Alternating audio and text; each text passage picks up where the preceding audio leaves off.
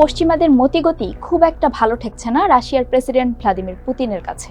তার আশঙ্কা, কোনোভাবে পেরে উঠতে না পারলে রাশিয়া ইউক্রেন যুদ্ধে ইউক্রেনের পক্ষ নিয়ে সরাসরি মাঠে নামবে ন্যাটোর সেনারা। সমরবিদদেরও তাই ধারণা। তারা মনে করছেন যুদ্ধের ফলাফল যাই হোক না কেন, পশ্চিমাদের হাবভাব থেকে মনে হচ্ছে তারা যে কোনো সময় রাশিয়ার সঙ্গে যুদ্ধে জড়িয়ে পড়বে। এ বিষয়ে একটি বিশ্লেষণধর্মী প্রতিবেদন প্রকাশ করেছে রাশিয়ার গণমাধ্যম আরটি নিউজ। চলুন জেনে নেই কেন পুতিন এমন আশঙ্কা করছেন। আসলেই কি যুদ্ধে জড়াবে ন্যাটো? আপনাদের সঙ্গে আছি আমি রুকাইয়া জহির।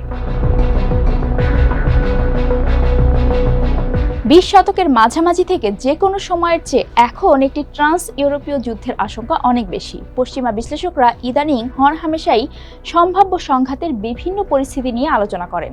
তারা খোলাখুলিভাবে এর আশঙ্কা সম্পর্কে অনুমানও করেন। সম্প্রতি এক বক্তৃতায় রাশিয়ার প্রেসিডেন্ট ভ্লাদিমির পুতিন বলেছেন, পশ্চিমা নেতাদের কর্মকাণ্ড বিশ্বকে খাদের কিনারায় নিয়ে এসেছে। তবে রাশিয়ার বেশিরভাগ মানুষ মনে করেন মার্কিন যুক্তরাষ্ট্র ও তার মিত্ররা মস্কোর সঙ্গে সরাসরি যুদ্ধের বিপর্যয়কর ঝুঁকির কথা মাথায় রেখে এটি এড়াতে চাইবে। তারা মনে করেন পশ্চিমারা তাদের আগ্রাসী মনোভাব এবং ঔদ্ধত্য সত্ত্বেও তাদের নীতিগুলোতে বিদ্যমান ক্ষমতার ভারসাম্যের উপর ভিত্তি করে প্রাপ্ত সুবিধা এবং খরচের যুক্তিসঙ্গত ভারসাম্য বজায় রেখে পরিচালিত হয়। যদিও অতীতের বেশ কিছু অভিজ্ঞতা এর ব্যতিক্রম।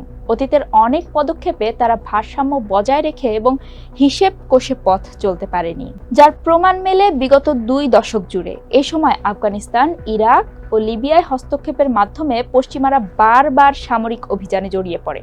মার্কিন প্রেসিডেন্ট জো বাইডেনের একটি সাম্প্রতিক স্বীকারোক্তি বলছে, যদি আমরা কখনো ইউক্রেনকে হেরে যেতে দেই, আমার কথাগুলো লিখে রাখুন, আপনি পোল্যান্ডকে বেদখল হয়ে যেতে দেখবেন এবং আপনি রাশিয়ার সীমান্তবর্তী সব দেশকেই একে একে দখলে নিতে দেখতে পাবেন।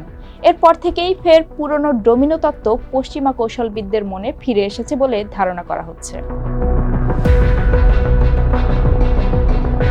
সমরবিদদের ধারণা, রাশিয়ার অর্থনীতিকে পঙ্গু করতে পশ্চিমাদের নানা রকমের নিষেধাজ্ঞা পুতিনের চালের কাছে কার্যত ব্যর্থ প্রমাণিত। এখন তারা সরাসরি যুদ্ধের দিকেই এগোচ্ছে। মার্কিন জয়েন্ট চিফ অব স্টাফের প্রধান চার্লস ব্রাউন বলেছেন, ইউক্রেনে ন্যাটো সেনা মোতায়েন অনিবার্য। মার্কিন মিত্ররা বিশ্বাস করে যে সময় তাদের পক্ষে যাচ্ছে না, যদিও এ বিষয়ে মার্কিন যুক্তরাষ্ট্র নিজেদের মধ্যেই বিভক্ত। চলতি বছরই কিয়েভের জন্য তহবিল নিয়ে মার্কিন কংগ্রেসে বিতর্ক ইতোমধ্যেই একটি বিভক্তি তৈরি করেছে। বছর 2 আগে মাদ্রিদে এক সম্মেলনে নতুন ফোর্স মডেলের ভিত্তিতে তৈরি আঞ্চলিক পরিকল্পনাগুলোর আওতায় 30 দিনের মধ্যে 3 লাখ ন্যাটো সেনা মোতায়েনের পরিকল্পনা পাশ হয়, যারা ইতোমধ্যেই রাশিয়ার সীমান্তে অবস্থান করছে।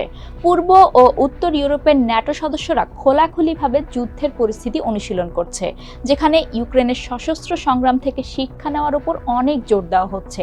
এই লক্ষ্যে পশ্চিমা এবং ইউক্রেনীয় সামরিক বাহিনীর মধ্যে নিয়মিত অভিজ্ঞতা বিনিময় নিশ্চিত করার জন্য পোল্যান্ডে একটি বিশেষ কেন্দ্র স্থাপন করা হয়েছে। সম্প্রতি পশ্চিমা প্রচেষ্টার এমন তোড়জোড় দেখে ওয়াশিংটন ভিত্তিক centre for strategic and international স্টাডিজের বিশেষজ্ঞরা বলছেন, ন্যাটো ভবিষ্যৎ যুদ্ধের জন্য প্রস্তুত।